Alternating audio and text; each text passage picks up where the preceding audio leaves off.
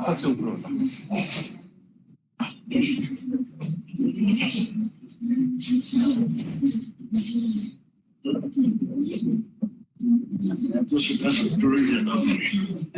इसमें ज्यादा स्टूडेंट्स और प्रोजेक्ट स्टाफ है हमारे, जितने इस रूम में है स्टाफ है सब प्रोजेक्ट स्टाफ और पीएचडी स्कॉलर है, इसमें भी बैठे पीएचडी स्कॉलर और इंटर्न है कुछ।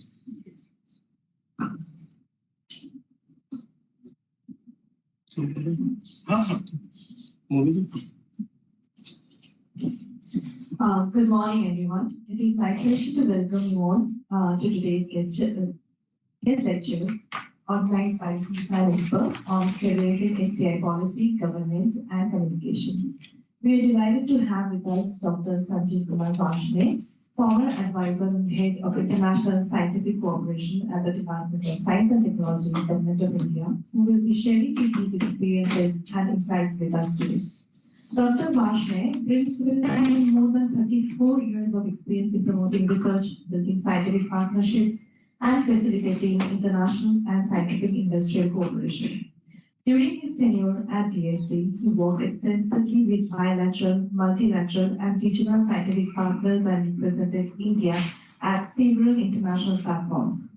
He has also served as counselor, SMT, at the Embassy of India in Moscow, and has held several important positions associated with international science and technology cooperation, including the Indo-German Science and Technology Center and the US-India Science and Technology Endowment Fund. Currently, Dr. Varshney serves as a science consultant with Research and Information System for Developing Countries, that's RIS, an autonomous think tank of the Ministry of External Affairs. He has also contributed extensively to science policy, international scientific cooperation, STEM issues, and science popularization through his publications and outreach activities. Today's lecture will offer valuable insights into career pathways beyond the laboratory, particularly in science policy, governance, international cooperation, and science communication. I request Dr. Naresh Kumar to deliver the welcome address and also to welcome Dr. Varshney with a planned quote.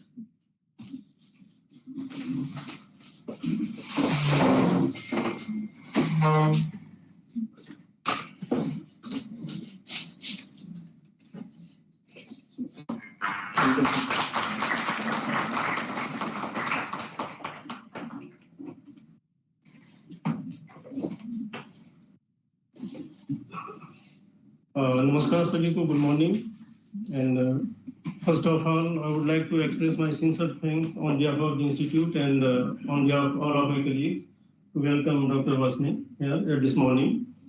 The objective of this lecture is that there was a discussion, he has visited last week I think, so there was a discussion and there was a request from the students also that they have some apprehension on the SNT policy, STA policy, whether there are some scope or not. So we have tried to approach Dr. Varshney to have a lecture, or it's a counseling type of discussion, not a lecture. He has a wide experience in the area of SNT development, STI policy. He was a advisor in DST Department of Science and Technology, and as Mominda said, he was a counselor at Embassy of India in Moscow. Otherwise, also he has a wide experience in the area of dissemination of science and technology, promoting the STI policy across, not in India, but across the world. We have the outreach and access. So objective of this lecture is that our most of the project staff and PhD scholar interns could get the benefit from this discussion or insight, so that they could explore their right pathway in their for their career, etc. So I would not take much of time because we have plenty of students and scholars here, and I would request to all the scholars and interns. And project staff also, those who are looking for this career in SNT policy or STA policy, they should interact and if they have any doubts or queries. So I think whatever Dr. Vasne would like to at the end of the lecture or in between, it is your. So you can ask as much as query you can, to my understanding, so that your apprehension, because in the government of India is also putting a lot of emphasis on focus on the STA policy, and there is a government of India has launched a scheme that each and every university has STI center in all the universities or in all the R&D institutions, and even private colleges also. I live in Ghaziabad and there are so many college approach to me. Those if they come to know that some people are working in CSIR, so they approach. Okay, we would like to establish a STI policy center in our college or institution. So how can you support us or guide us? So I think the scope is very wide in this area, and in emerging, it is emerging field. And in coming years, I think each and every university will have a very good and established center of STI policy to address the STI related policies or analysis. So with this word, once again, sir, I would request you to discuss with our students and welcome once again to be here in this morning. And I hope this session will be very interactive and useful for the students particularly. So thank you very much. You want to? Okay, yeah, and comfortable either. Yes. Either you there or here. Yeah. So thank you, Naresh ji, and thank you everyone. Namaskar. Good morning. So I was thinking, Naresh ji told that I was listening this for some other purpose. When this topic came. So I would like to interrupt here. When you were in GST, so frequently we have approached to you several times because you were heading this SNT international group. So because you need that, we need some funding for travel abroad for conference or workshop, etc. So he was the overall head of that review. So last week when I was here, so it was discussed that why don't we interact with our own people and especially students. And I said, why not? So we were not sure on what we have to interact. And Naresh ji took the lead and he suggested a topic. I said, perfectly fine. And so, of course, the presentation I have made is mostly focused on the theme that he has given. But I would be happy to discuss on any aspect related to career in science, or if you would like to have some more questions, how science is being done, what are the different ways you can get funds, or where you can go. So those aspects also I would be very happy to discuss. Can they have the slide more? You can, yeah, go to the first slide. So I thought, can you go back this way? Yeah. So the topic given to me was career in science, technology, and innovation policy, governance, and communication. So I thought that we first break the words so that it becomes a little bit easier to understand what these words mean, and then we discuss it in bit length, what you could do as a follower or as a pursuer of these subjects. Next, please. So the first word I picked was policy. Now, I think there are a lot of apprehension by the term policy. Can you go to the next slide? Yeah, next. So these are the textbook definitions. Like, so one more is there. So the three way policy could be defined. No.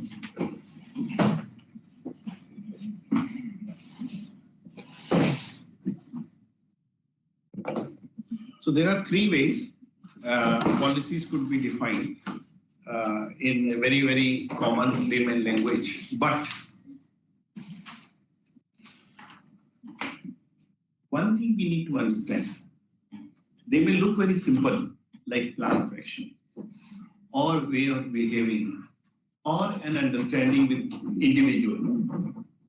But they have wider implications.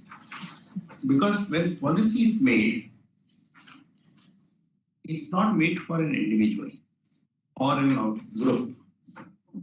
For example, if you are a student, you are concerned with admission policies, examination policies. It cannot be for you only. It cannot be for the NISPAR, because NISPAR comes from a bigger tree called CSIR. So CSIR has to have a policy for admission to a particular level across laboratories. You cannot say, now there could be something, well, NISPAR in a way is very, very unique.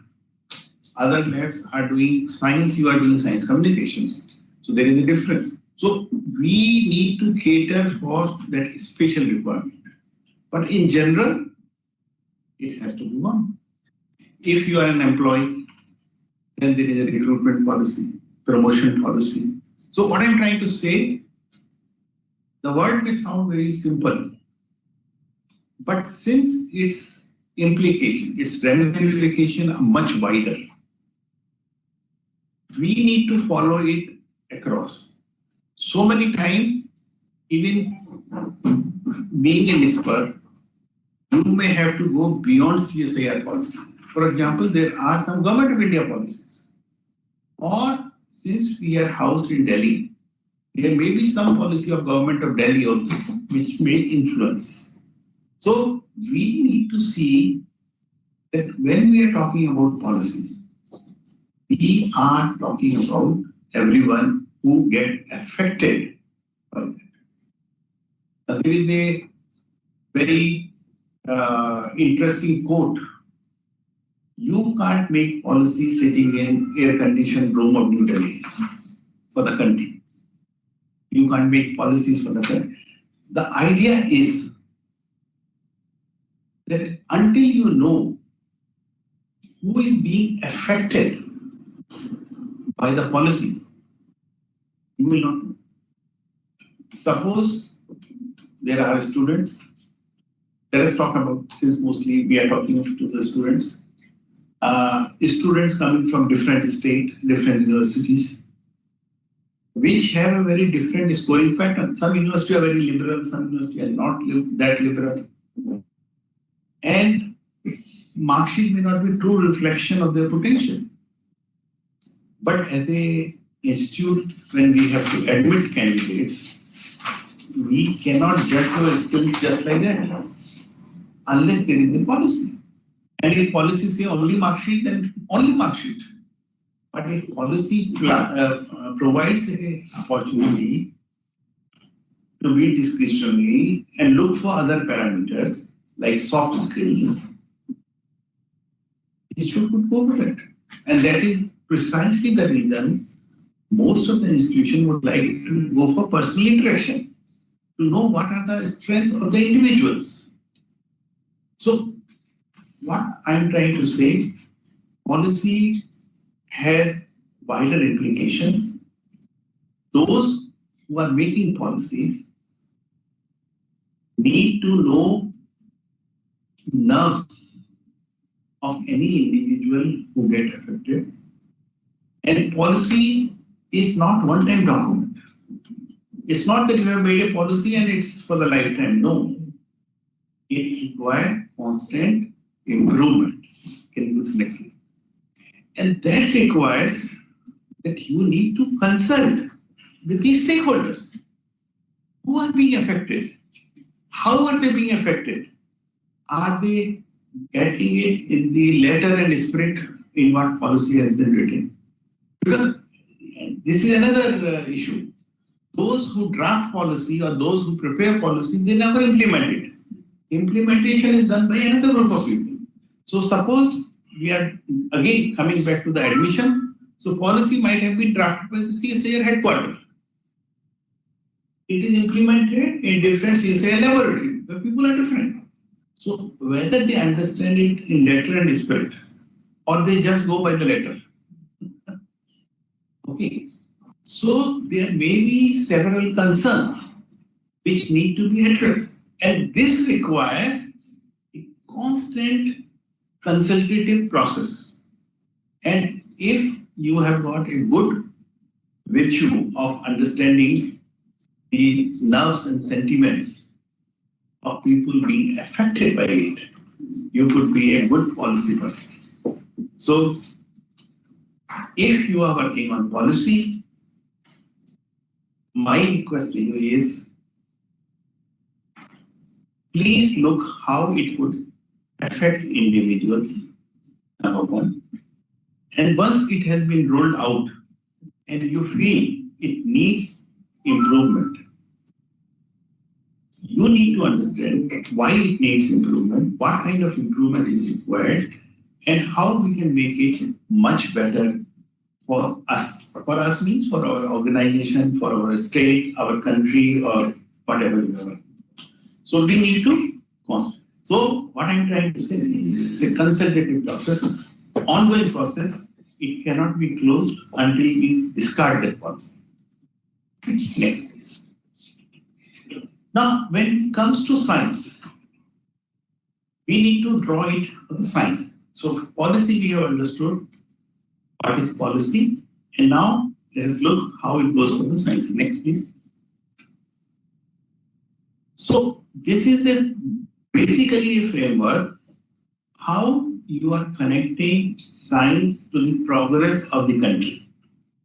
Obviously, compare what was India when you took birth, or maybe you went to school from where you can recollect. What are the scientific modifications we have brought in? Were they consistent? Can we go back? I think I read an episode, piece of anecdote, not an episode, anecdote, where it was said that a fellow who died 20 years ago was made to relive, and then he said, "Oh, such a change." So world has changed a lot in those 20 years. But how we are doing it, it requires a consistent effort by individuals, but a directed effort. We should know which direction we need to put our focus more. And when we are talking about doing science, one of the challenges which we have faced is the mindset. You know, if we forget our earlier science, which was there in the time of Nalanda, Takshashila, in that period, talk about modern science, which is much more influenced by the Western standards. We are now looking for, we were told, whatever knowledge you create, you need to publish. So if you find people in my generation or maybe my senior generation, they were always looking for that research is meant for publication. And they were very happy if they have published their paper in some journals, Index Journal, Graphic Journal, popular, very popular journal. They never thought beyond. But the question is how to make science relevant to the society.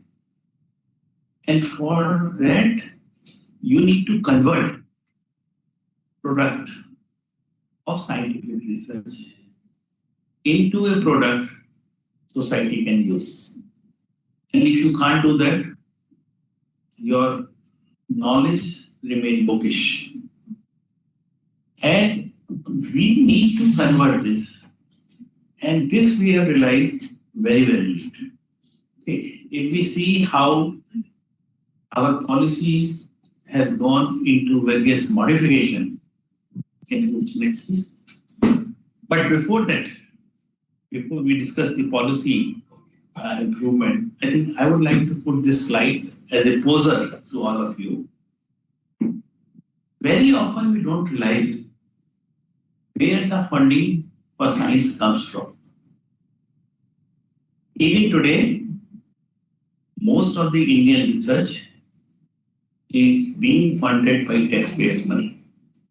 And you know, this is the only field where our investor, the taxpayer, doesn't know where the money is going. You know, if you want to ask money, even from bank as a loan, or from the society as a share, they would like to ask you 10 questions. Why are you doing this? How you will make money? How your money will come back? How you are helping the economy? Okay, every those questions. But here, investor doesn't know what is the science being done. Okay, now this is something you must carry. When we discuss the science communication, we will discuss it a little more. But here I just thought, when you are doing it from the policy perspective, you must know with whose money you are playing. You are making policy for science, but at whose cost? And what are the returns you are planning to give them back? So that is something you need to keep very much in your mind. Otherwise, it is very difficult to develop a good policy. Now, when we are looking, I'm not saying taxpayer, I'm saying our investor.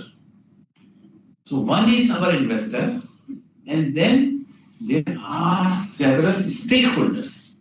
Stakeholders, I mean mixed. Please. So our academic institutions, they are the first, and then people like you and me, who are the learners, we are the next. And then we are looking for various angles like diversity, so women and youth, we have a little bigger section. Then we have, India is a country where people have ideas, but those ideas are not converted into a well-drafted paper. And so they don't have scientific validation. Okay, but they have idea, they can solve your problem. Okay. And then, of course, we have got a new breed who comes with the technical education we are proposing. So we have included innovation, entrepreneurship, startups, industries, governments, international stakeholders, and even those who are working in any field. For example, I think many of us have seen our home kitchen. So when we go to the home kitchen, we are a researcher. Why? Because we are trying to make food better than yesterday, different than yesterday. We would like to try different combination of spices in different order. So each time we are doing research. Farmers or fishermen, farmers are researchers. They are trying to analyze first the weather pattern. Now we are saying climate change, the weather pattern has shifted and farmer need to adjust. You can't say that, okay, it's done and it's your month and you need to do this. No, they need to adjust. Farmer need to understand how to improve yield per hectare. Our demand for food is growing. Number of our mouth to be fed every day is increasing. At the same time, we are losing our agricultural workforce and agricultural land for the urbanization and industrialization. So we need to understand that unless we improve yield per hectare, make our crops more nutritious, reduce the load of herbicides, insecticides, it's not going to work. So farmers are same way, fishermen, they are trying to see how to attract fish, how to get it. everyone is a researcher. And for a researcher, you need only two things: curiosity and creativity. So you need to know why and how and what. These questions should always be there in your mind whenever you are doing this thing. And of course, you should know how to find answers to those questions. I give very popular two examples just to make sure that all of us are born researchers. Go back to your school days. Remember when the second time or third time you didn't do homework, you created a new excuse. That was your original creativity. So can I ask, what do you mean by scientists of weaker segments? Because there are people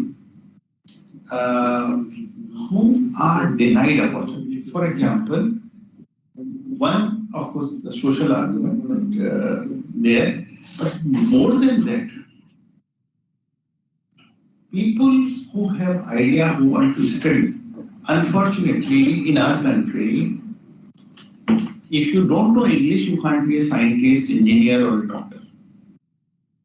Why? Okay. Now, where to place them? Where to bring them in the mainstream? That's the question. We need to understand, we need to respond to those things. So, there is a huge urban-rural divide which we need to. So, idea is anybody who has got any kind of handicap, how we are bringing, that is what we mean by living. Not only social thing, but other things. So, like in the morning I was discussing, we still have parents who don't want to send their girl child outside their own village for education. So whatever education facilities are available in their respective villages, that is fine, but beyond that, it is not. So what I'm trying to say, this list is not complete. This is just to give you an idea that who could be the stakeholders when we are working on science policy. Next, please. Now, if you see the evolution, when we got independence and we started working on science policy, idea was to generate new knowledge. That's it.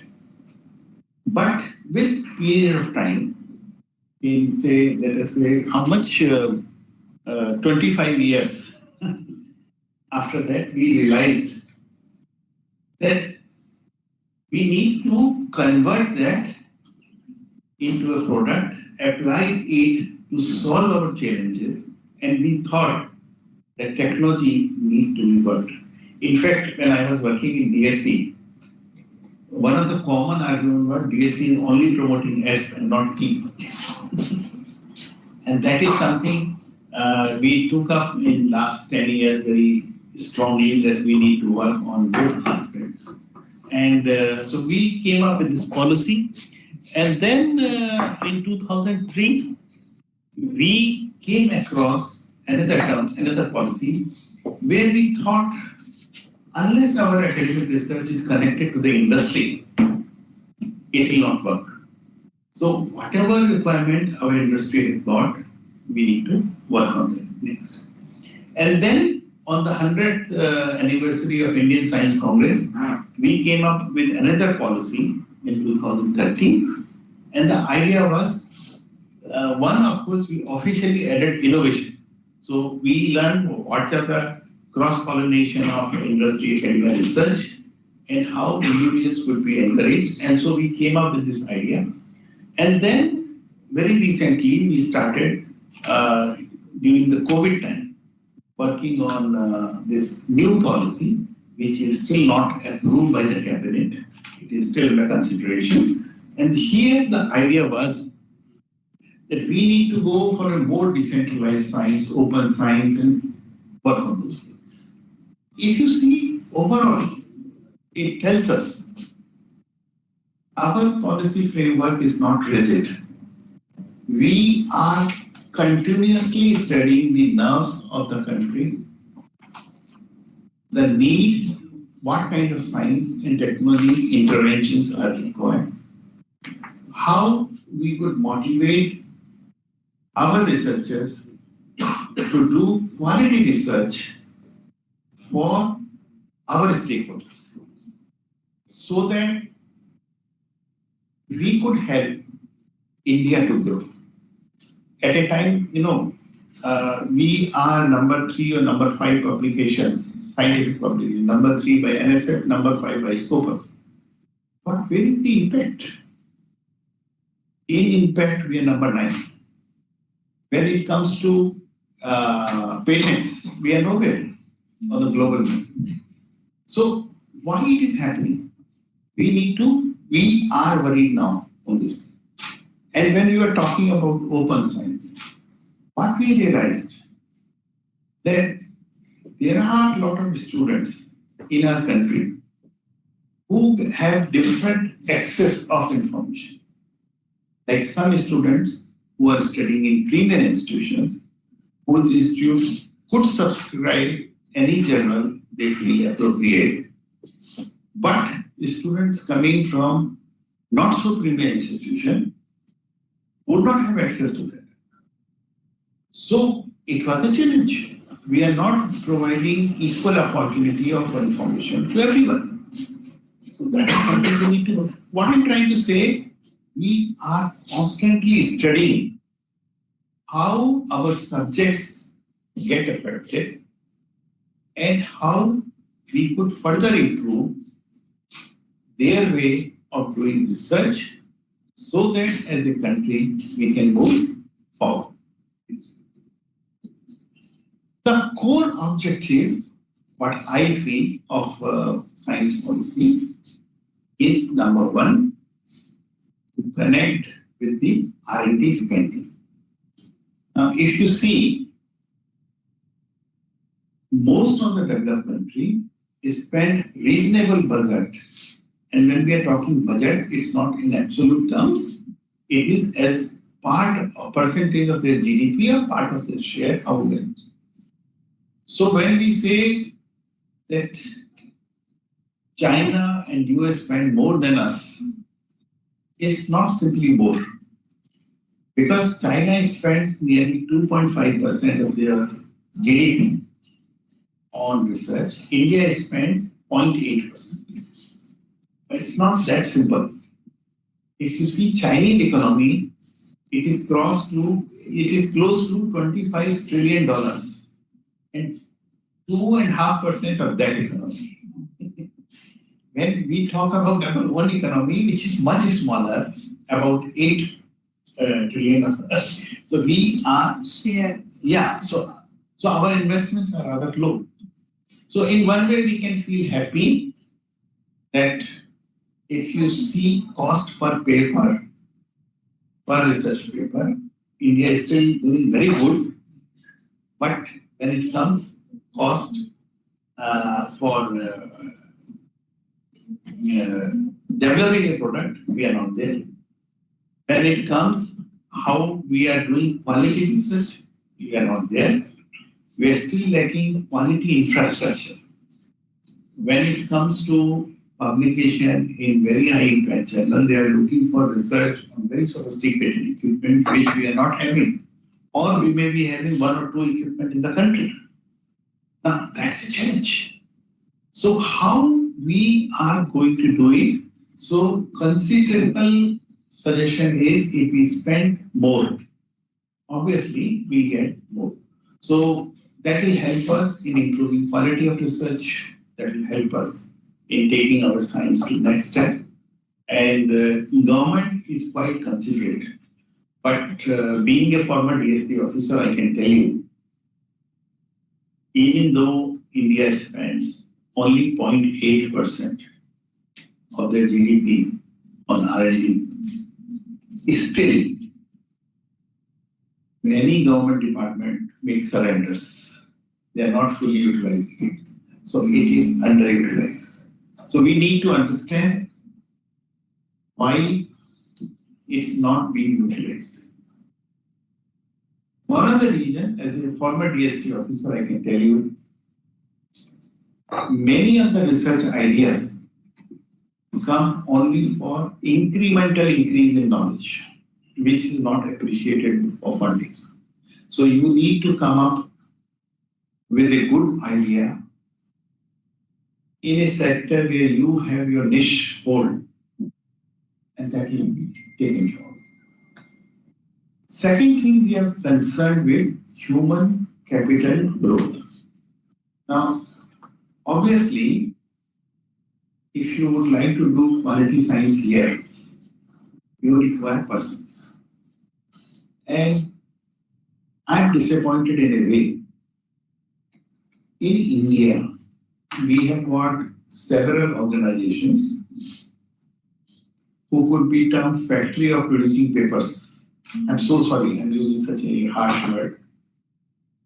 But see, all of you who are faculty, they know when they interact with the PhD holders of different institutions, you can find the difference.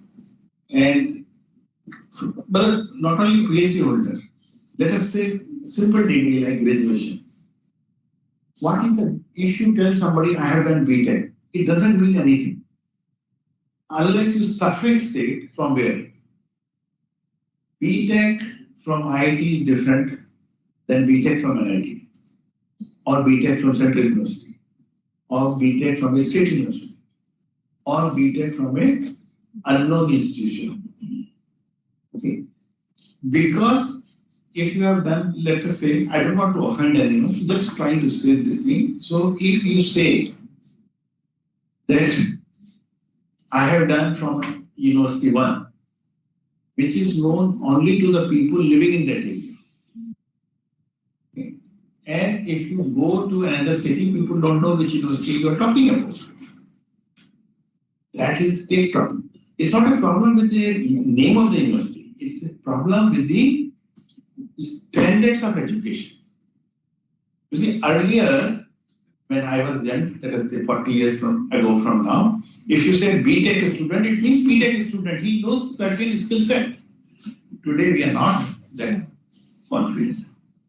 Unfortunately, India has become a place which houses largest number of unemployable graduates.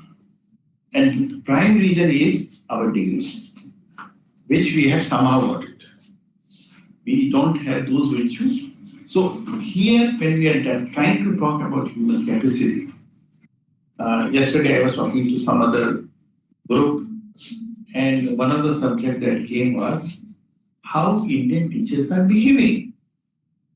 You know, at a time when students need to be more curious and creative, that is what something I was saying a little ago, teachers are suppressing them, encouraging them not to ask questions.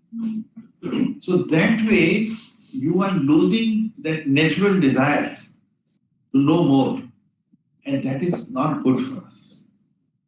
So we need a value correction, and I wish all of these students who are here, they know what they are doing, why they are doing, how it will help the society, how their knowledge is going to be used beyond scale, how it helps them in their personal growth.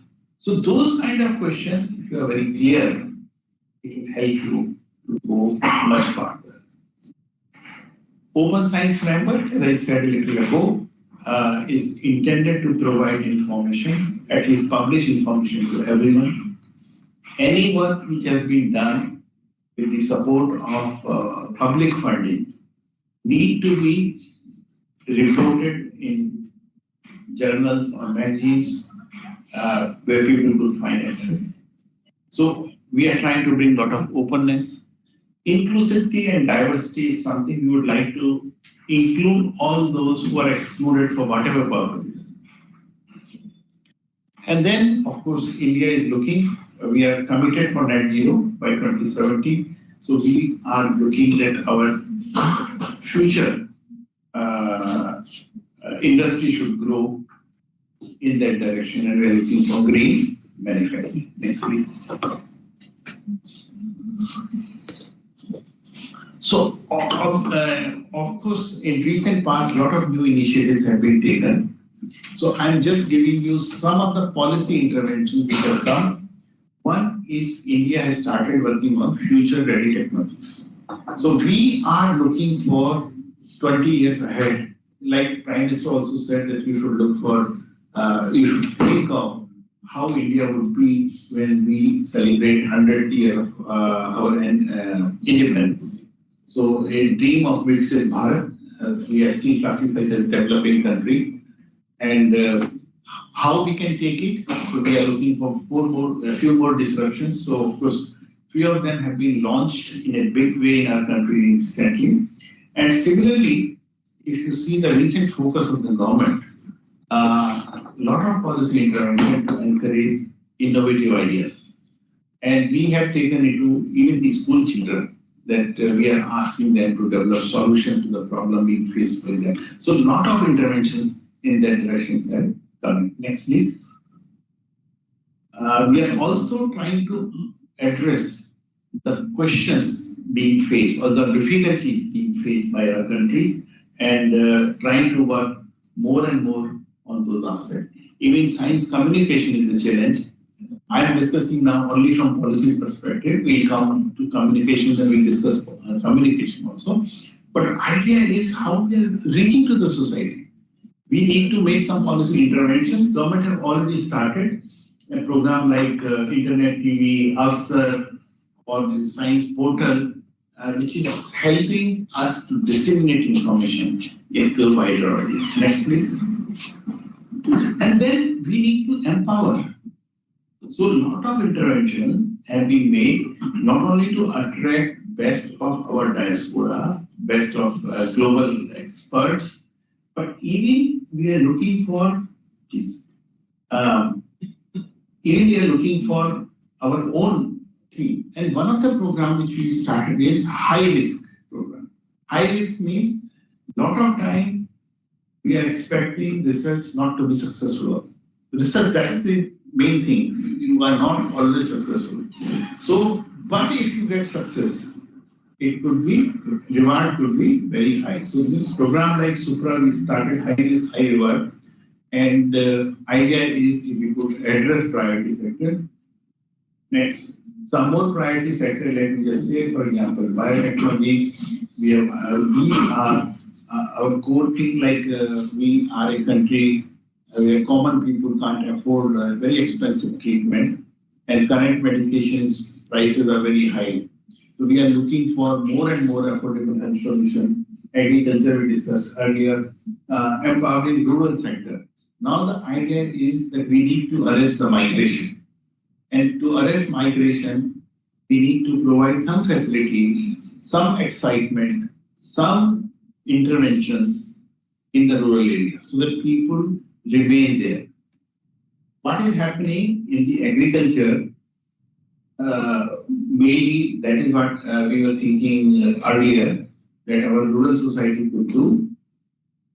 There is a lot of disguised employment. Disguised employment means that at the time of sowing or reaping, we require large workforce. But remaining time, we require minimal workforce to see and supervise. So, in village, what is happening, or what was happening, that people were going into some bad practices, having habits because they were easy. So, demon's money. So now government have come up with a lot of interventions like providing them employment through GRAMG, which was earlier called Manrega, encouraging cottage industries. A lot of rural-based interventions are coming. Even we are trying that how they could make best of weeds or produce results.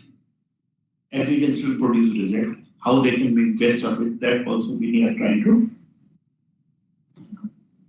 And then, of course, the interconnection. Next, please.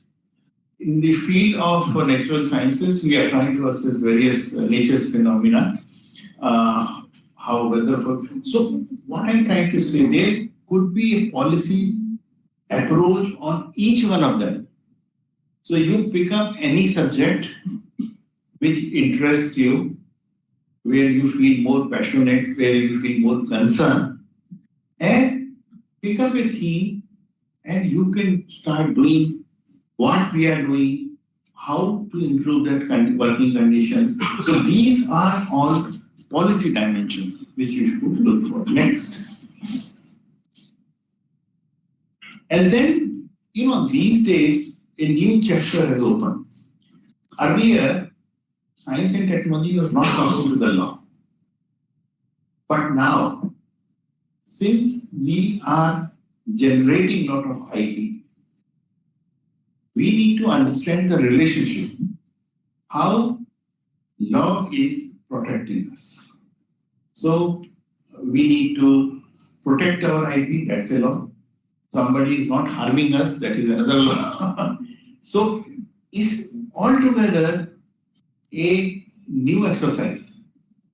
And a lot of things like we are facing day to day in the scientific world, it could be hacking, it could be plagiarism, it could be writing text by AI, it could be so many things. Everywhere law is involved.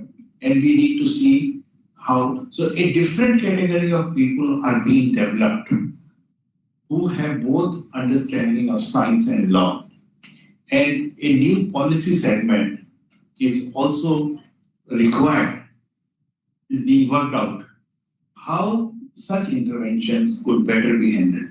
In fact, all scientific institutions have been asked to create an IP cell.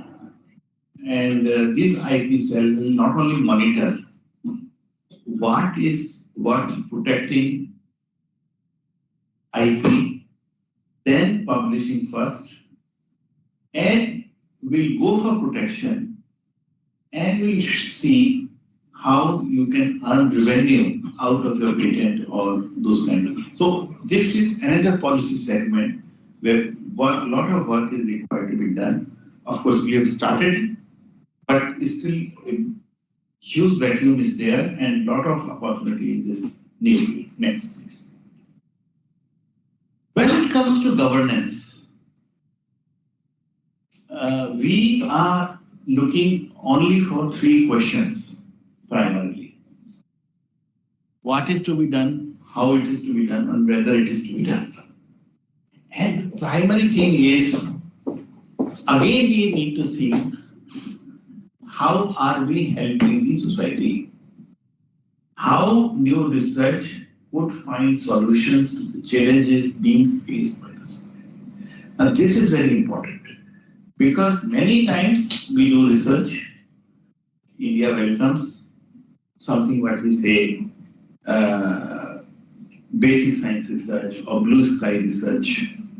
But now there are increasingly suggestions that who will solve our problem? We need to find answer to our problem ourselves. And for that, it is important that every time that we pick up a topic or whenever government creates a new scheme, these questions have to be answered. So if you see the change in call pattern by the scientific department these days, they are not asking you to submit proposal on a given theme. They are giving a problem statement and they are asking you to submit proposal on that problem statement. And this would require, of course, interdisciplinary approaches. You can't have, problem is all of us are grown in a subject vertical. It could be physics, chemistry, biology, mechanical engineering, electric engineering, computer engineering, and we think problem only from our perspective. If we could find persons who come from different streams and understand the questions. For example, all of us are well familiar, we saw very recently the COVID. Was it only a medical problem?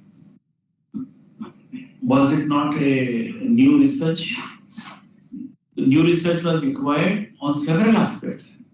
One, to prepare curative medical protocol to find out the chemicals which can cure it, to develop preventive tools like vaccines.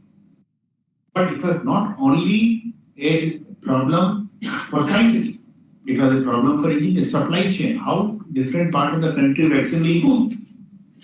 It was a problem for economy because industry, businesses, everything stopped working. So how are we going to revive economy?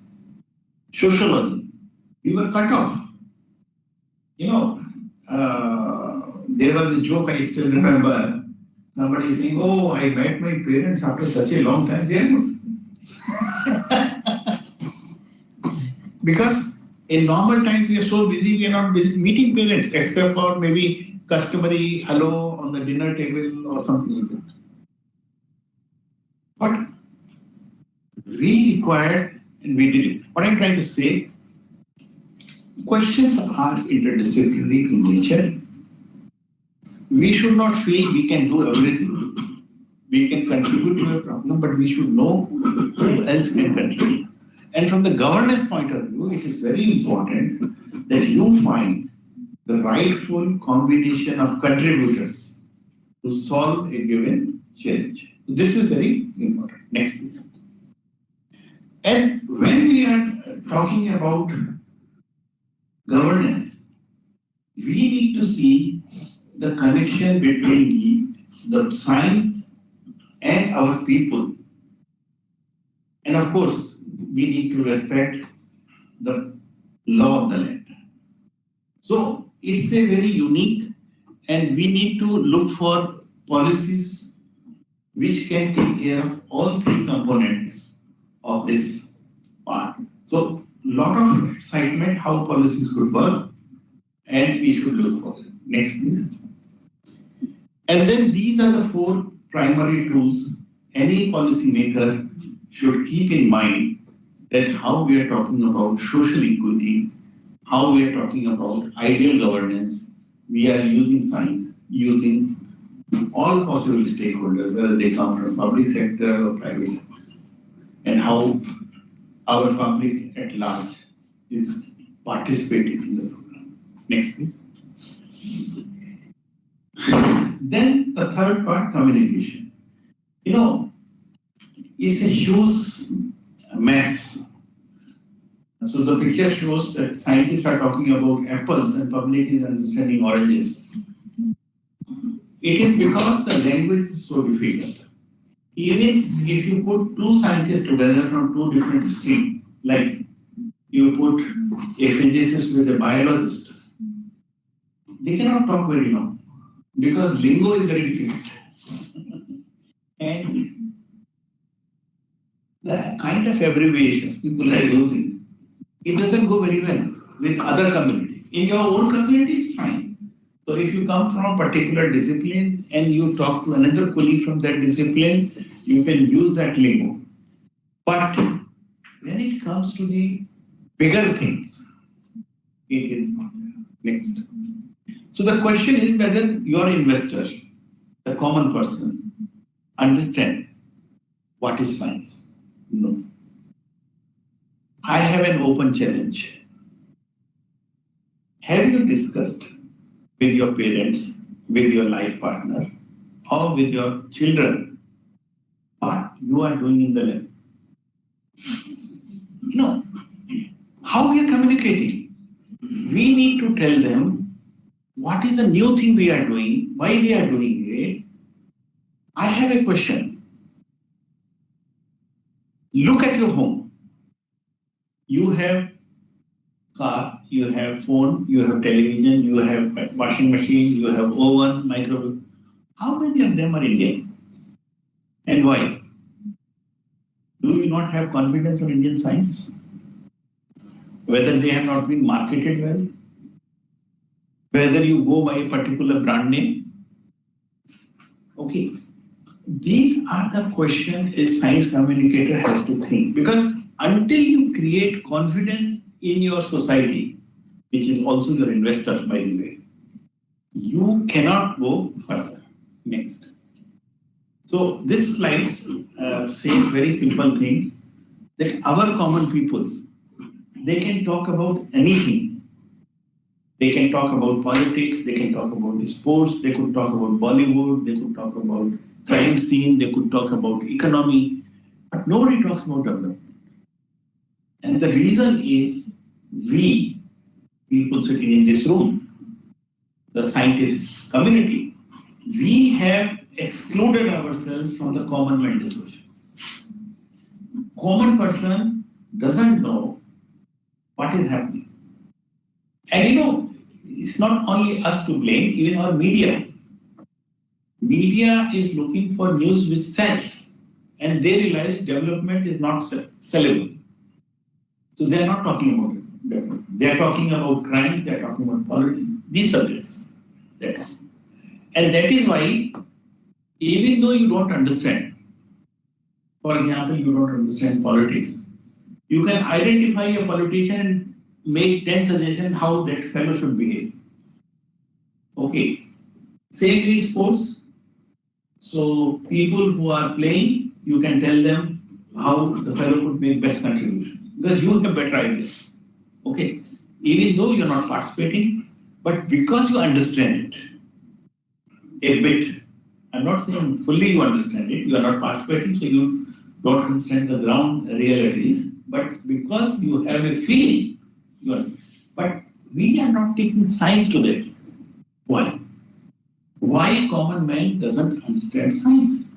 That's the question. Next. And these are some cartoons I have created, the linguistic differences.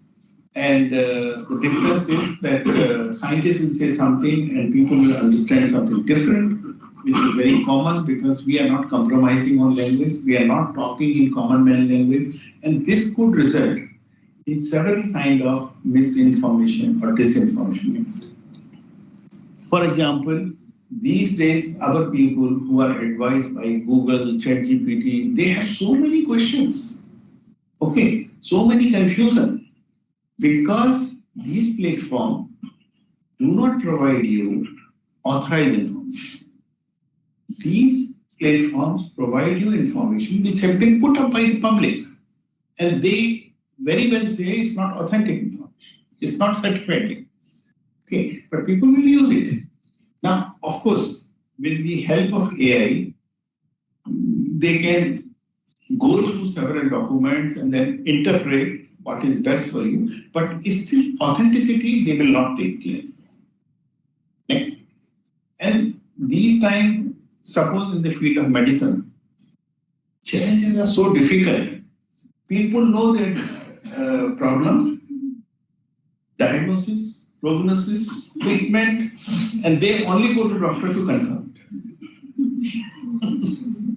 Okay, that's a kind of misinformation we have. Next, please. So, those who are working in the field of communication, I have a suggestion. These suggestions I have borrowed from a picture, and they say that we should keep a focus on 5 vowels: attainable, eagerness, interest, opinion forming, and understanding. So, if you are writing an article, if you keep these 5 vowels in mind, why you are writing this, for whom you are writing this, and why. First thing is, in any part of communication, you need to excite them to know more. No, I tell you one more thing. Naresh said in the earlier about the funding. You know, you write a research proposal which takes a month or so, maybe more, and people make an opinion in less than 5 minutes. Why? Because when they read your proposal, they read the project name, title, the objectives, the introduction, and they feel, oh, it's not worth it. Within 2 to 3 minutes, they lose interest. Very often. So the question is, unless it is exciting, unless they find some challenging items to be done, same way, unless you make people interested, unless you generate that excitement, you will not go far. in communication. So we need to involve them, we need to understand them, and that will take them first. Next. Now, why do you buy these products? And whether you correlate a product with them, and whether similar products that other companies are not available. It's the kind of research communication that has gone into the mind of all of us, which has influenced very heavily. So we are not talking, for example, we are not talking soft drink, we are saying Coca-Cola, Sprite, because that's fitted in us. When you say burger, automatically an image comes to your mind.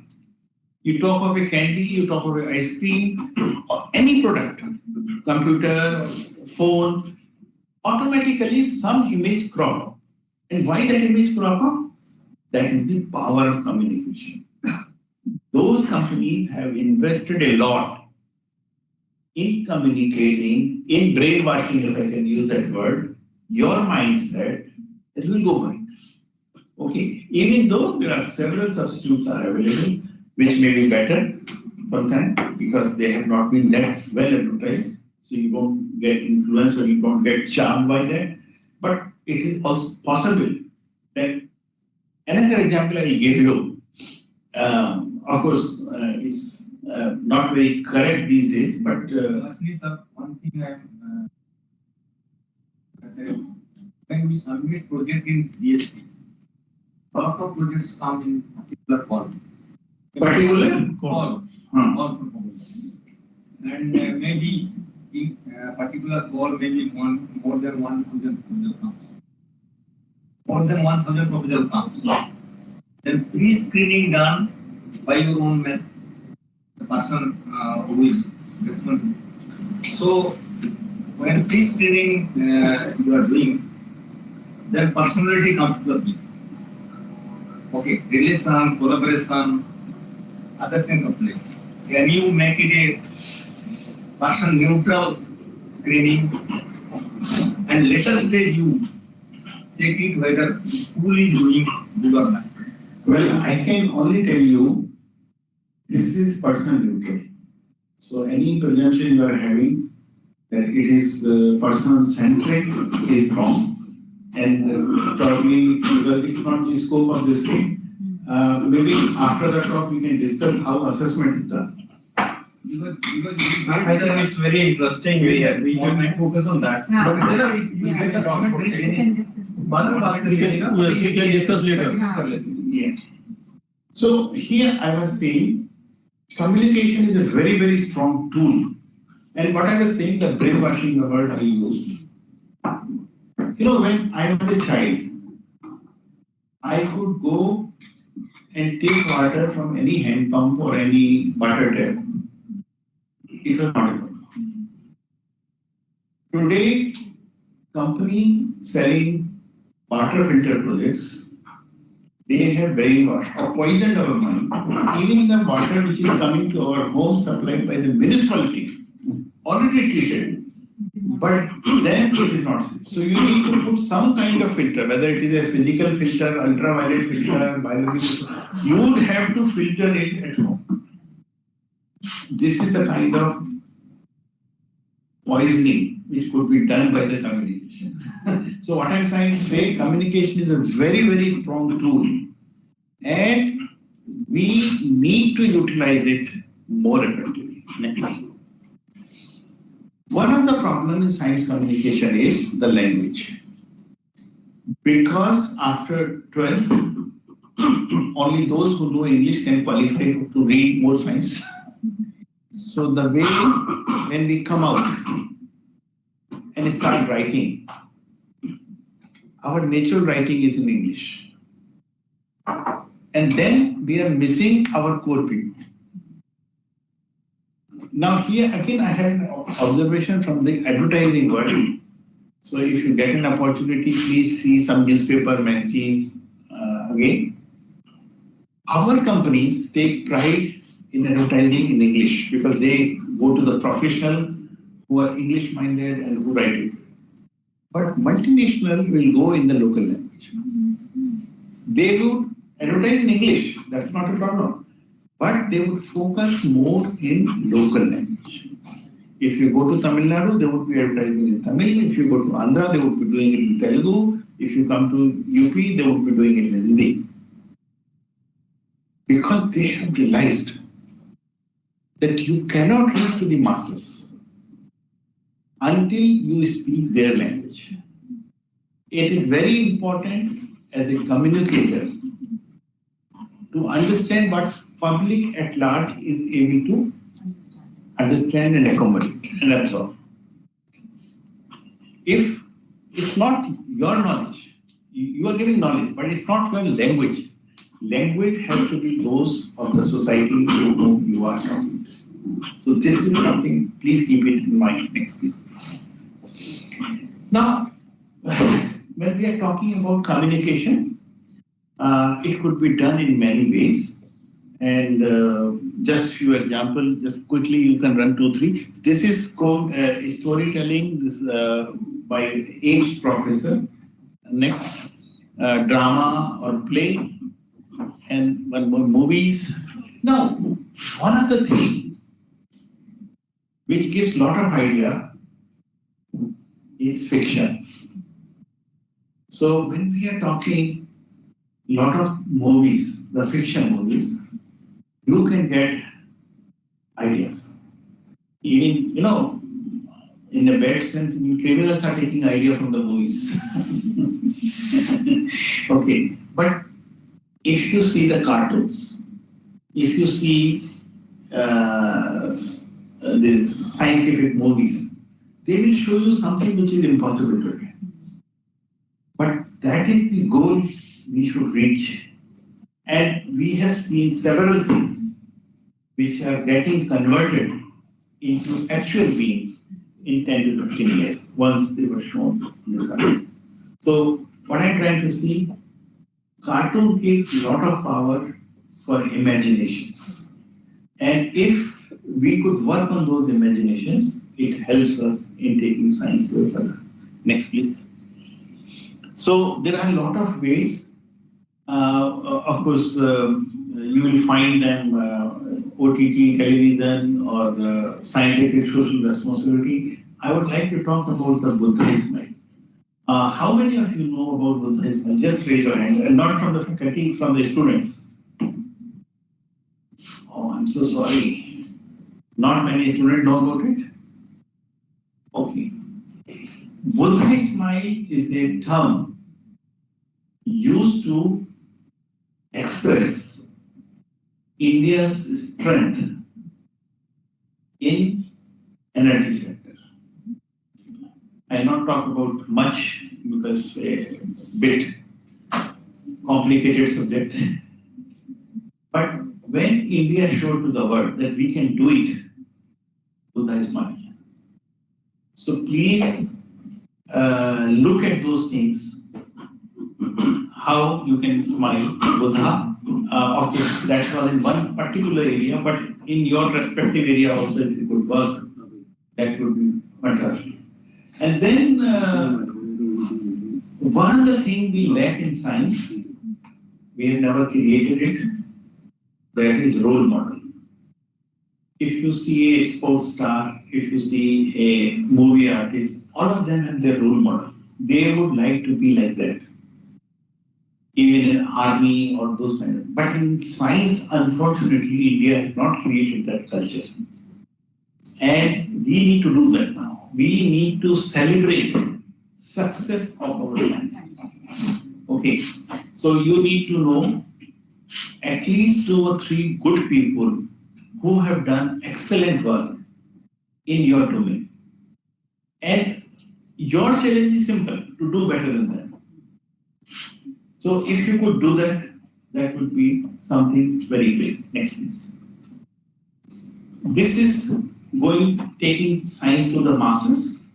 So we can talk about common things. For example, the diseases. All of us know disease comes from several things, but how the human and plant interaction, human and animal, just a simple suggestion. This is something not discussed today. A new wave has come and we are talking about genetic diseases. But this has been there for long. Okay, so terms may get changed, people may behave, people may ask you, but overall, we need to understand the system. Nature has gifted us. Nature has planted us. Nature has given birth to us along with the plants, along with the animals. And the basic mantra is coexistence.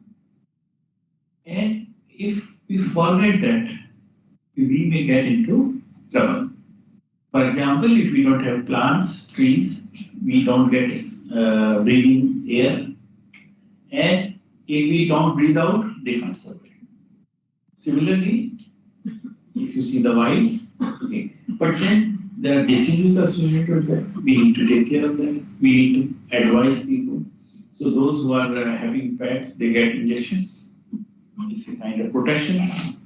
But it's coexistent, they're living with it. So we need to understand what kind of challenges will come when these things are. Next, please. And then I think this Galgotia made it very famous.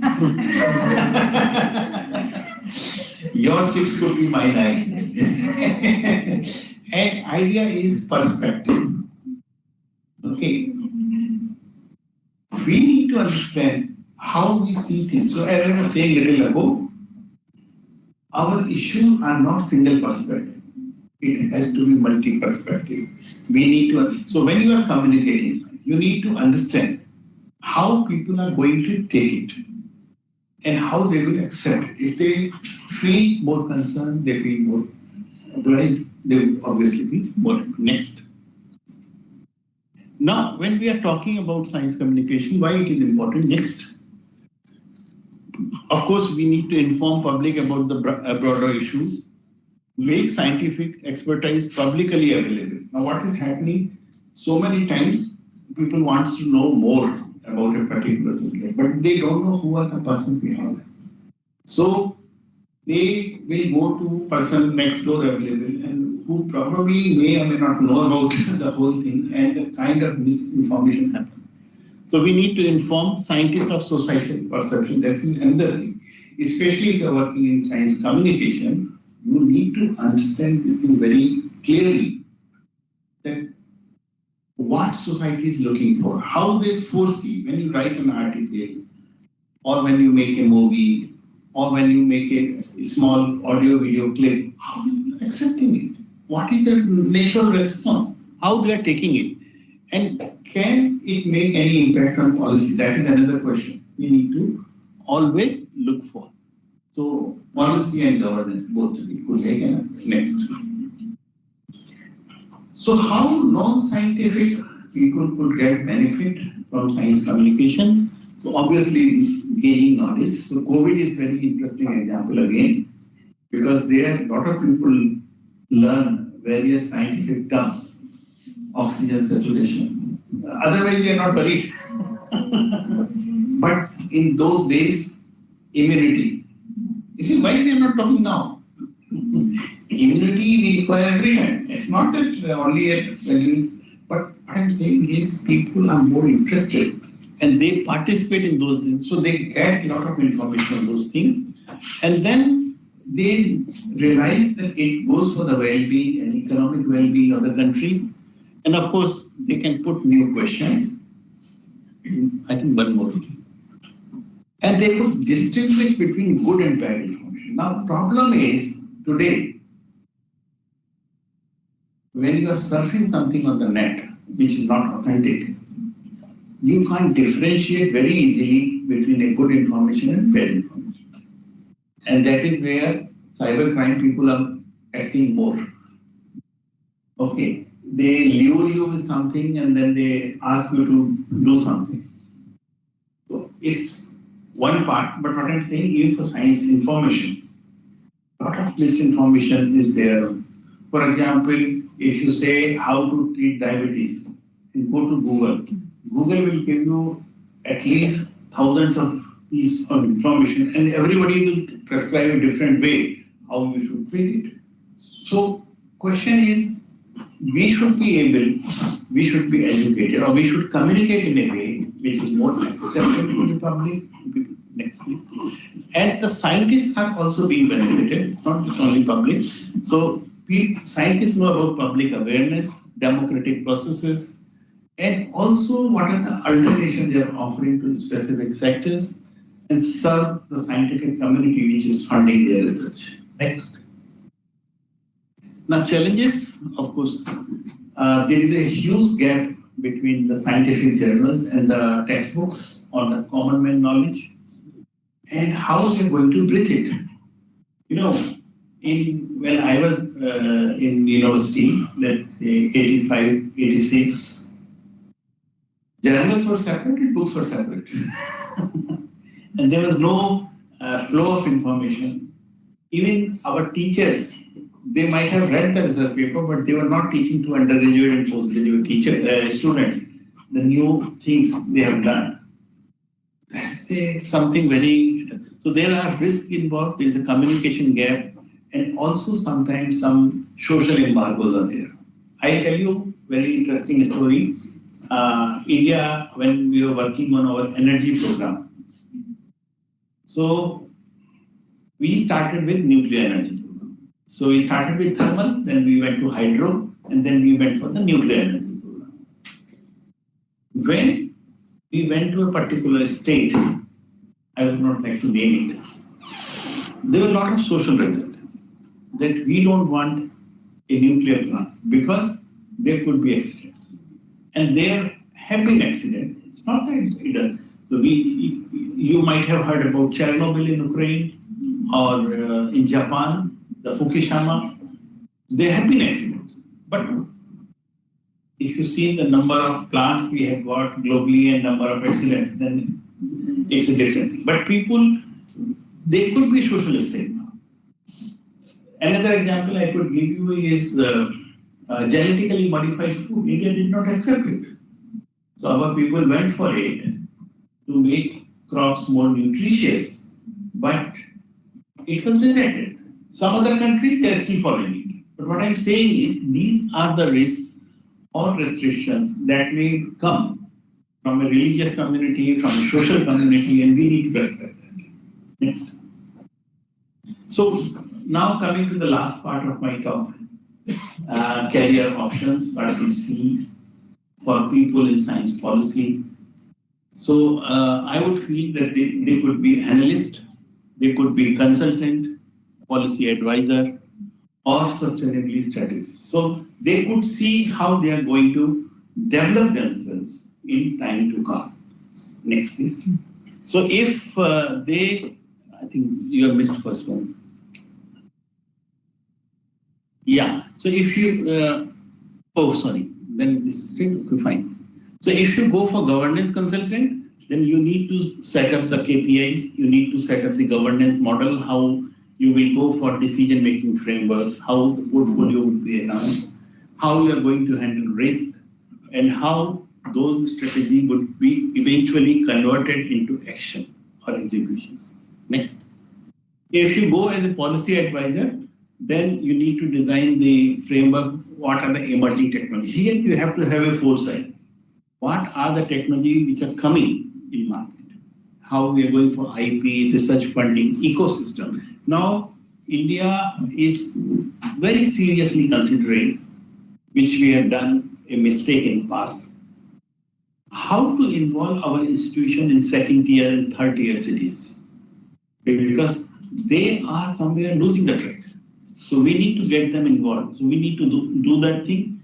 And then performance evaluation. So we are working on ease of doing research, public funded innovations indicators we are working. Next.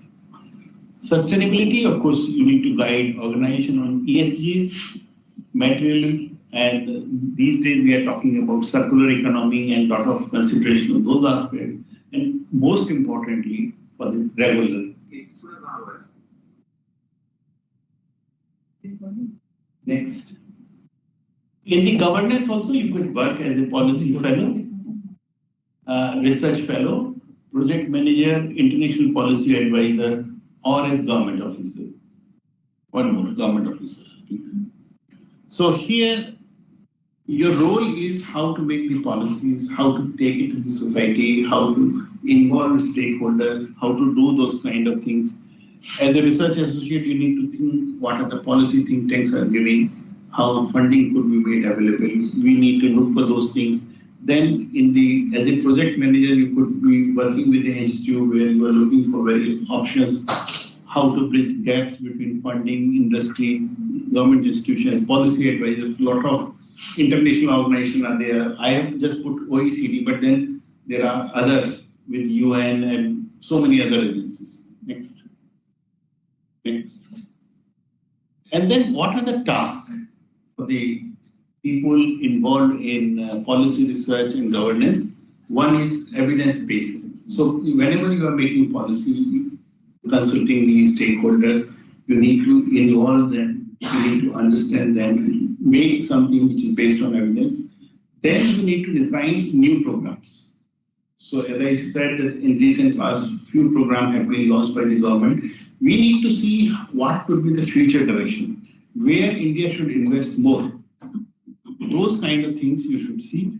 Then strengthening R&D and entrepreneurship. Still, the connect between R&D and entrepreneurship is not direct. Of course, some of the IITs students are entering into technology entrepreneurship, but this has not gone deep down. We need to move to all universities, all colleges, and need to encourage these things. And moreover, it is entrepreneurship or technology entrepreneurship is not only by startup or by student. We need to take it on a bigger level. So we need to make impact of science policy, research on science making. Next, please. And then we need to look for interdisciplinary collaboration. This is another thing which India is missing at the moment, but we need to work a lot in this field. Next. Science communication, on the other hand, offer possibility to define role of science in society, enable society to make use of knowledge, generate perception, and then confidence of society in new technology products. Now, coming to career positions, obviously the first one is academic research. So if you get attached to an academic organization, you can do a lot of things, policy research. Research scientists are those who are looking for making new products. So whatever knowledge somebody has generated, whether you have generated or somebody else has generated, but if you could develop new product, that would be your contributions. Then we have got IP men. So people are working in IP. So in the products line, there are two kinds of people. One who develop new product and another researcher who monitors it. It's called quality control because brand image is there. So people are very cautious that any product going to the market with a particular brand name should have very specific consideration. Another thing people are looking, especially from the science communication point of view, is user experience. You see, each mobile company will come with n number of models in the market every year. Why? Because they are constantly studying consumer behavior. They are trying to understand what are you looking for in your phone and how they could provide you those features within affordable cost. Okay, that is studying user behavior. Then project manager could be someone who is looking for the connections between funding agencies, whether they are government, private, CSR, NGOs, from where you can get money. Technology assessment are people who are working on technology foresight. What kind of technology India would need in time to come, that you have to do. Health economist, you could be editor. So of course, NISCARE has a lot of editing positions. But beyond NISCARE also, you can join a publishing house and you could be a good editor in that person field, professional, social science and communicator. Again, I must say this is not a complete list. This is only suggested list, and there could be many more opportunities beyond this. Next, please. And you can have your own startups. So summing up, policy, governance and communication are essential framework that direct research for the sustainable economic growth, societal well-being and global challenges, drive transformative changes, optimizes research allocations, and encourages innovative ecosystem, something we need to work for. Next. And the strategic elevation of science in global affairs is more and more happening. We need to understand not only the expectation of our people, but people around us in any part of the world. And we need to understand how it would be effectively implemented. So it's governance we need to take care. Next. I would like to acknowledge my collaborator, one of them is from NISPER. So they have helped me in different parts. Even in this presentation, they have contributed. Next, please. So thank you on that count. I will take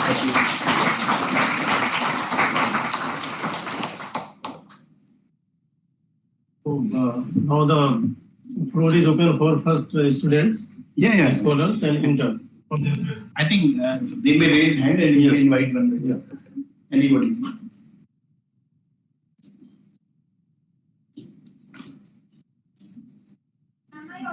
Yes, you are.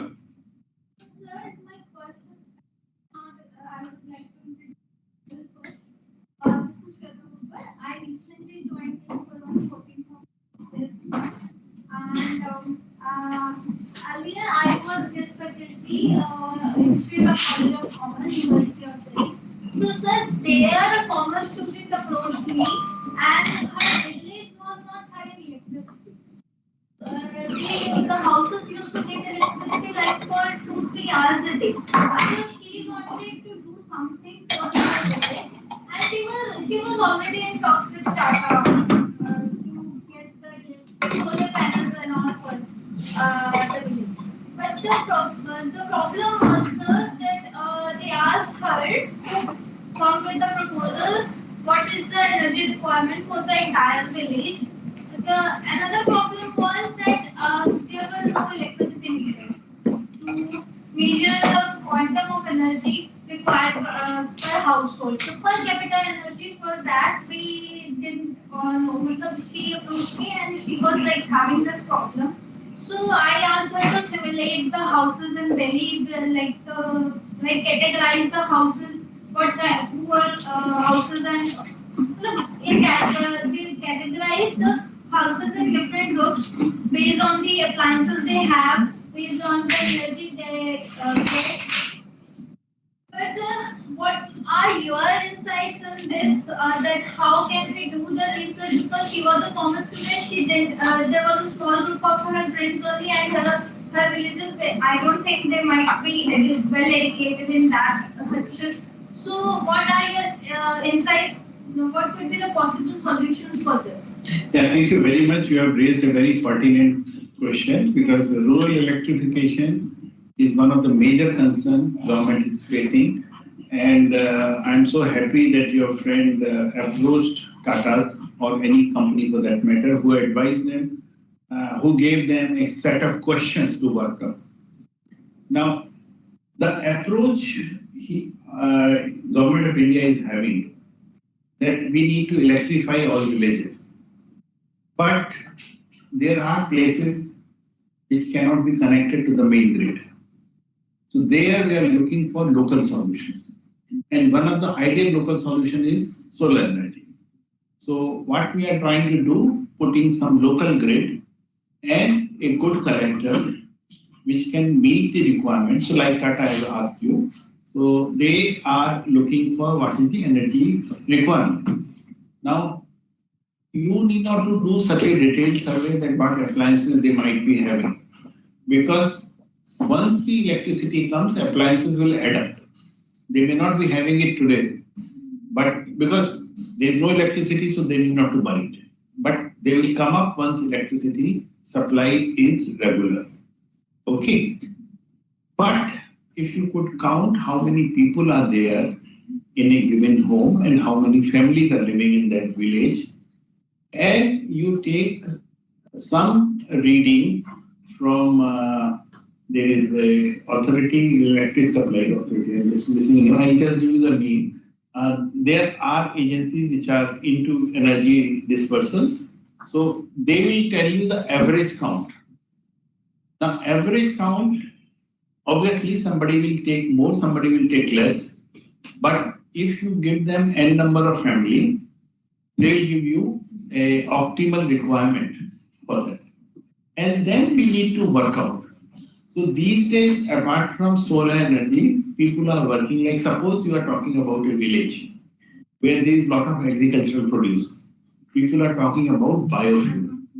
Okay. If it is near a coast, people are talking about wind turbines. So depending upon the location, depending upon the resources available in that place, people are going for energy. Now, what I understand from your description,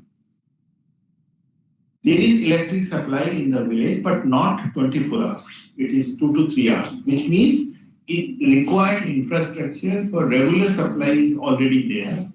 It's only a question that how much energy government of that state would like to give to that particular village. Okay, this is more of a socio-political decision. And once that particular state meets the energy requirement, whatever it's doing, so the state has multiple options of producing energy. Okay, it could be thermal, it could be hydro, nuclear, renewable. Okay, multiple options. So maybe village leaders need to talk to district administration and emphasize the need. Now, district administration will always see what is the general distribution. They cannot isolate a village. Again, policy issue.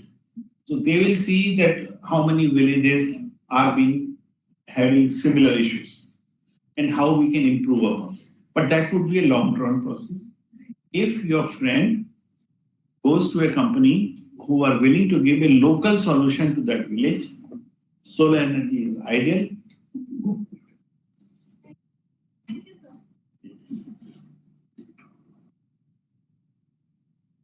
But sir, I have one comment here. Yeah, please.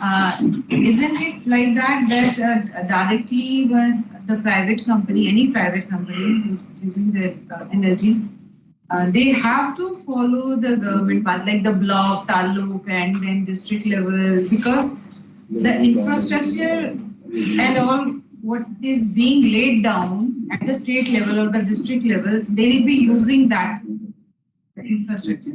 So anyhow, the government has to be roped in. Yeah, actually, there are very different ways private industry could behave. Yeah. And most of the private companies are looking for cost or a return on their investment.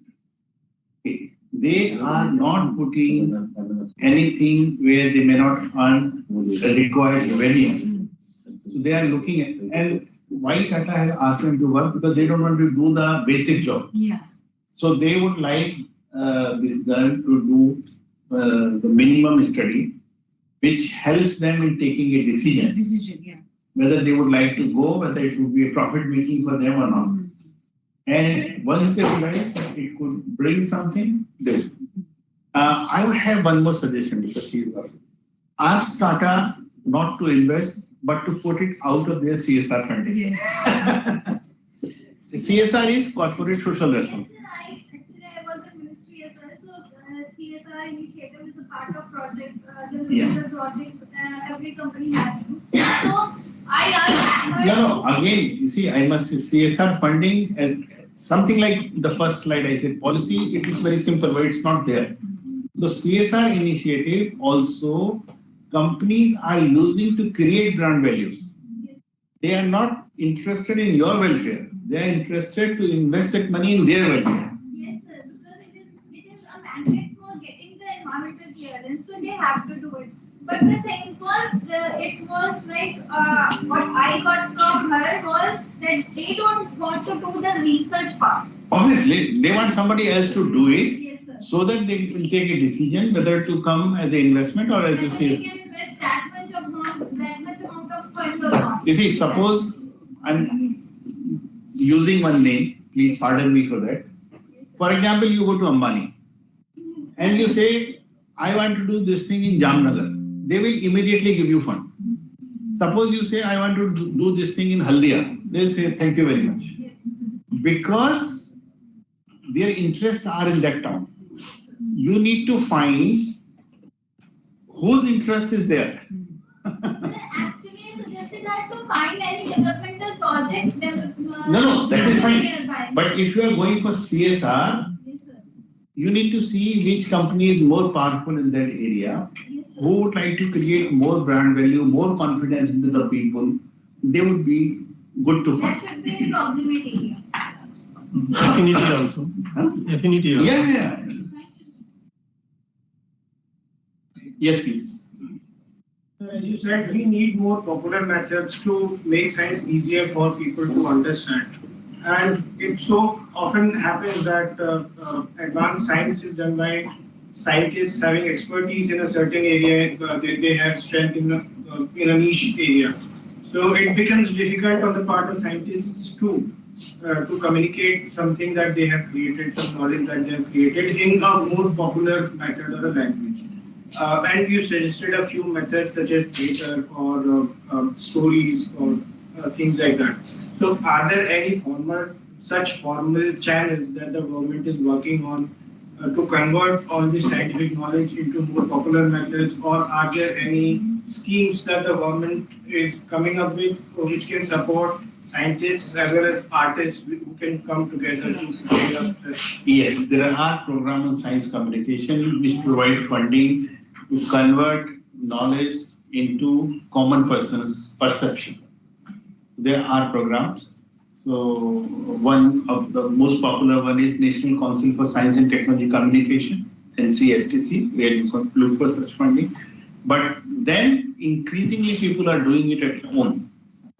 See, now what government is analyzing, suppose you go to an OTT platform or you go to a popular channel which people see like Discovery, Animal Planet. Okay, so we are trying to put science over there. Okay. But sir, again, my concern was more with areas which are more rural or more remote, where people do not have an access to such. No, even ham radio is supported. So you can go for a local radio station and you can talk about those things. So that is being supported. Even there are extension centers of the Yeah. organizations, scientific organizations. Yeah, that reminds me. Some laboratories have some extension centers. Even CSIR has some. That reminds me. extension centers. All agriculture universities. Yes. They have a Kisan Vikas Kendra. Yes. Yes. Now where the farmers will come with their problem and faculty of that university will answer their question. In case faculty can't answer immediately, they will take time and then they will say that come to the next meeting and we will answer your questions. So that is how we are taking this dialogue between researcher and the community themselves.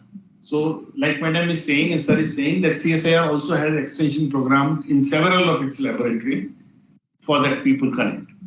And of course, now a new initiative has been started, like people can come to a particular lab on a particular day and they could see what kind of research is being done, what kind of equipment are being used, what are the kind of questions being, what are the question for which answer is being looked for.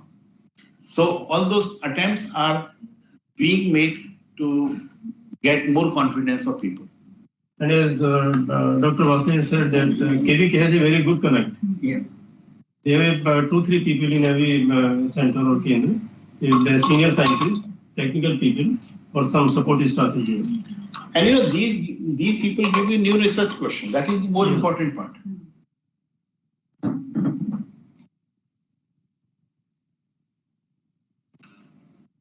और कोई? Sir अगर हम देखें तो science communication तो होता है, जैसे एस्ट्रोनॉमी या स्पेस में हो रहा है, and students and people are actually looking into that and going into the field of science communication as influencers. But the thing is, like, is there any policy, at least for DST institutions, is there any policy in place that mandates institutions to communicate science to the public? देखिए, आपने जो सबसे पहली बात कही भारत की जनता जो है आज की तारीख में अगर विज्ञान थोड़ा बहुत समझती है तो वो ये है कि हमने अंतरिक्ष में एक यान छोड़ दिया, अभी है ना? क्लाइमेट कम्युनिकेशन तो उसके बारे में समझते हैं, मौसम बदल रहा है उसके बारे में बात करते हैं। लेकिन जो दूसरी चीजें हैं वहां पर इसलिए शायद नहीं हो रहा क्योंकि हम खुद नहीं चाहते हैं, है ना? तो कोशिशें हैं। अब जो भविष्य में आप रिसर्च प्रोजेक्ट करेंगे उसमें ये लिखा होगा कि आपको किसी ना किसी अखबार में एक पेज का प्रोजेक्ट समरी छापना है इन कॉमनवेल्थ लैंग्वेज, नहीं तो आपका प्रोजेक्ट बंद नहीं किया जाएगा। ठीक है, तो उस तरह का मैंडेट बहुत जल्दी आपके पास आने वाला है क्योंकि लोग खुद नहीं कर रहे हैं, ये काम खुद करना चाहिए, है ना? लेकिन ये क्योंकि हो नहीं पा रहा है तो इसके लिए अब मैंडेट आने वाला है कि बहुत जल्दी आ जाएगा कि जो भी काम आपने किया है वो आम लोगों की भाषा में आप बताइए ताकि लोगों को पता चले कि क्या। Actually, we do have lots of associated role models. We do have lots of scientists, as per se, from astronomy or the space. Yeah. Science field, like नहीं कोई और domain से तो हम लोग ऐसे चाहते हैं। जी। In fact, I would suggest that every project, जैसे अभी क्या हो रहा है, there are more podcasts. Non-scientific people are giving, podcasts on science, whereas scientists are never seen, giving a podcast.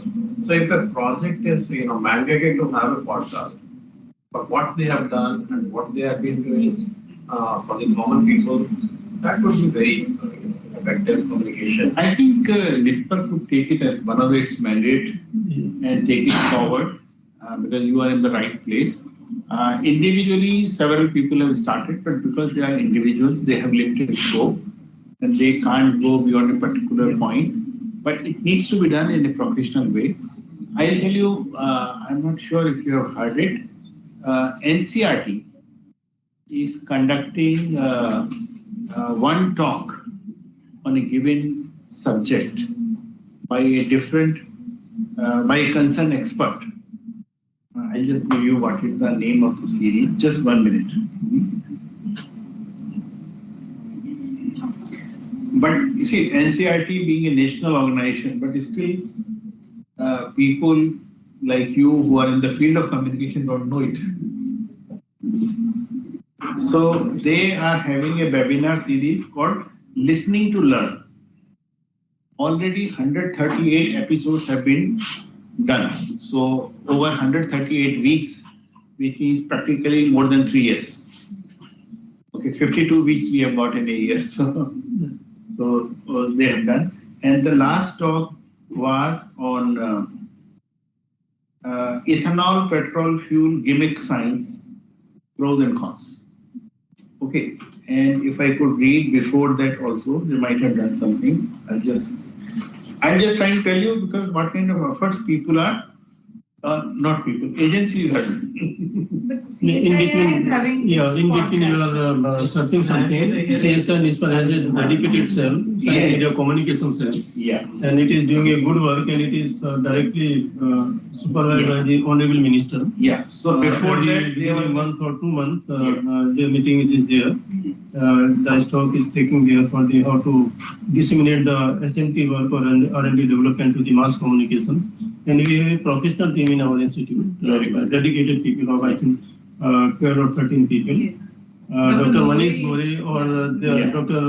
Parmanand is here. They are working on this swastik scientific validated knowledge to disseminate. So in fact, for the NISPER journals also, they have recorded versions of from each editor. Like the editor is speaking about the journal, its importance. So they are making clip for 1 or 2 minutes, short movies, and it is being this is a healthy discussion of about 40 minutes.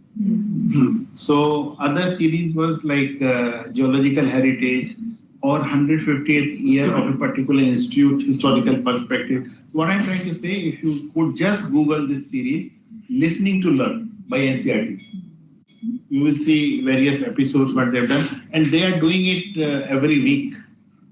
So every Sir, NISPAR is having 3 popular science magazine, Science Reporter, you might be aware, and Vigyan Pragati and Science Ki Duniya. And the outreach of these 2 magazines, Science Reporter and Vigyan Pragati, I think it's a huge circulation. Science Ki Duniya ka circulation kuch kam. And we are trying to make more outreach of this Science Ki Duniya.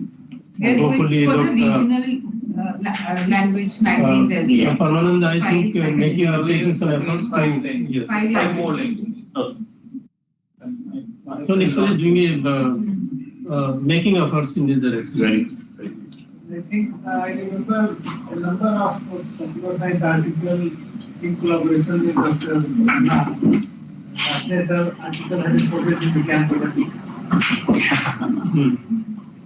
Vigyan Pragati is going to celebrate 75th. Yeah, I was told a little ago. So congratulations to all those who are involved.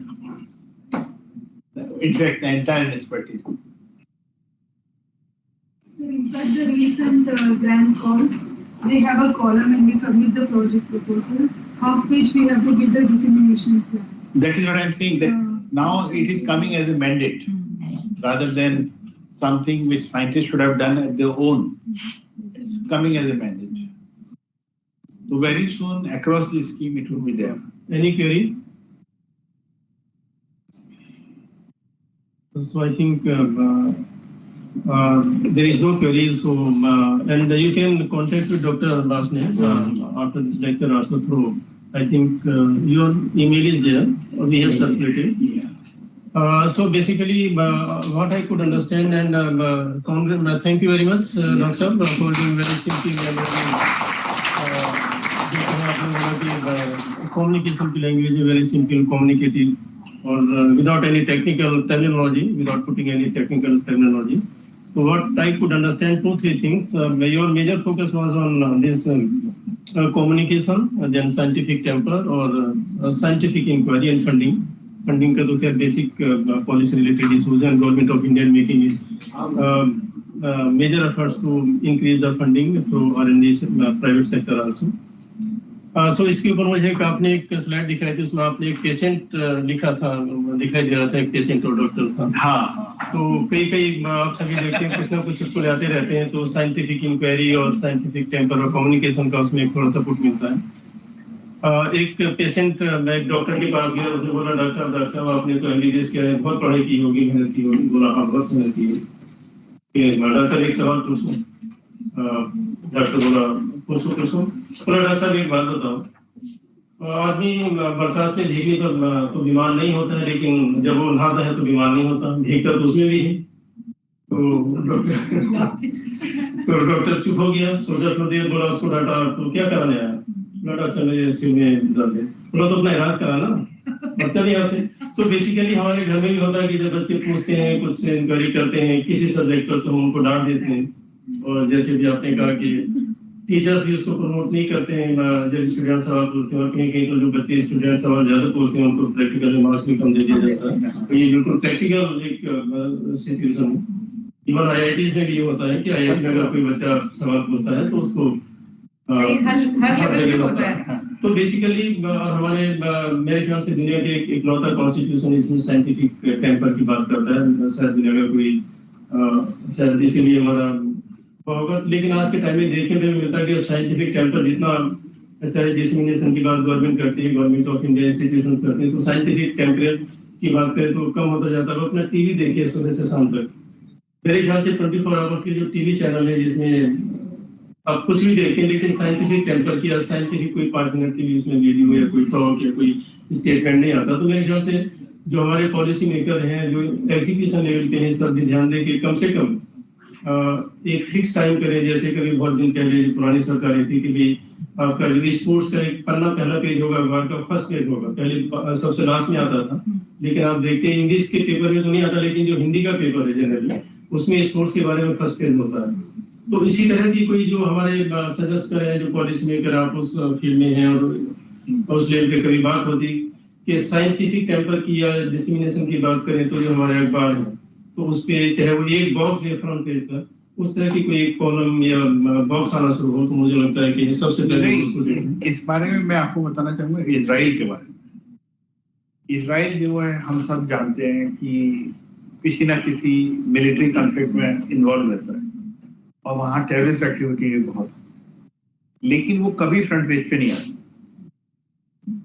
Front page पे हमेशा Israel ने नया क्या किया, ठीक है, how we can motivate inspire our own citizen, that is the tagline their media is following. Yes. That is the reason for the development of their science and technology. Yeah. They are doing very good in that. एक query रहेगा, just one this thing. आपने investment in S&T के बारे में बोला, we have I think now 0.8%. 0.8. That is of the GDP. 3.8. In the case of China, it is around 3%. 2.5. 2.5. In case of China, it is the percentage of private sector is almost 30%, 40%. And that makes it a huge contribution. In India, it was earlier, if you take earlier years, 10 years back or so, it was, I think out of that 1% total, I think less than 1% was funding from the private sector. आज की अभी report जो latest आई है ESTP's, it is talking about around 40% of the R&D funding through private sector.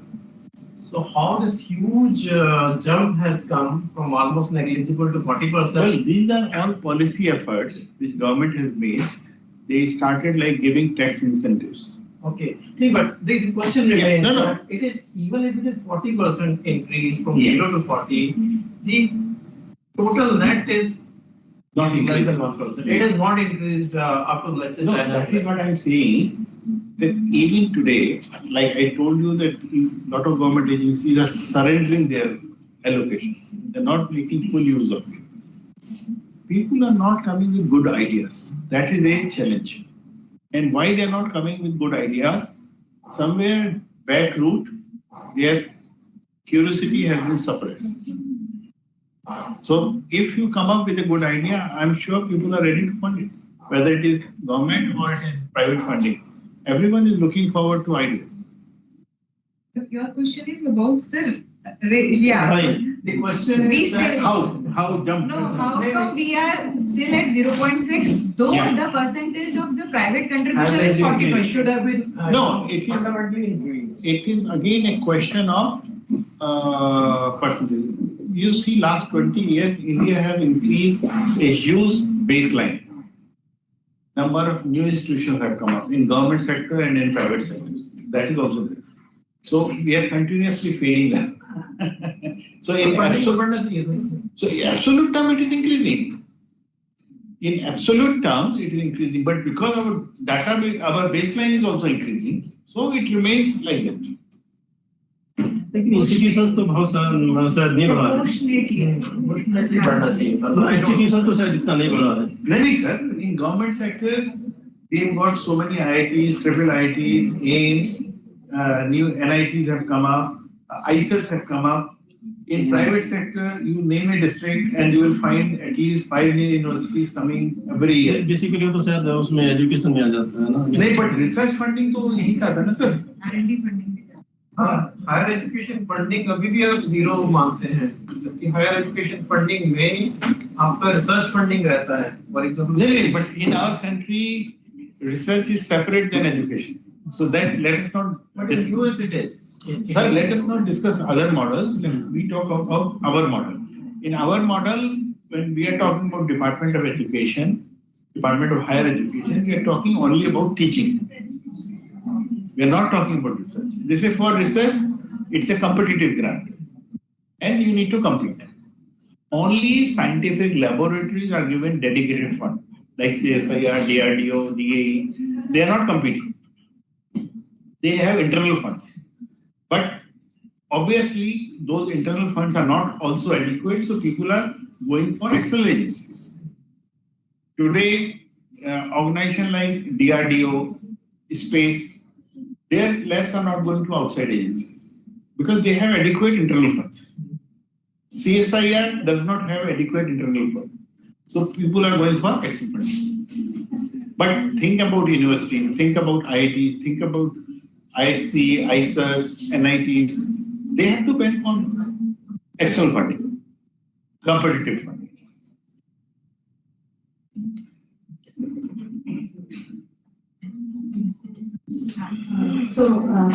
Thank you so much, Dr. Wali, for the insightful and very creative slides that you have shown. And thank you for coming and giving your time to us. I would request Dr. Naresh Kumar to felicitate Dr. Varshney with the memorial. It's a very little token of appreciation.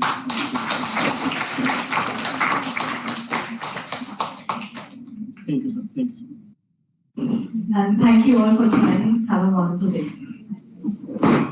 आप सभी का thank you. मेरे ख्याल से आज काफी patient के साथ बच्चों ने सुना पार्टिसिपेशन, तो थैंक यू वेरी मच। मुझे लगता है कि बच्चे इसी तरह तो कुछ ना कुछ सीखने को मिल जाता है।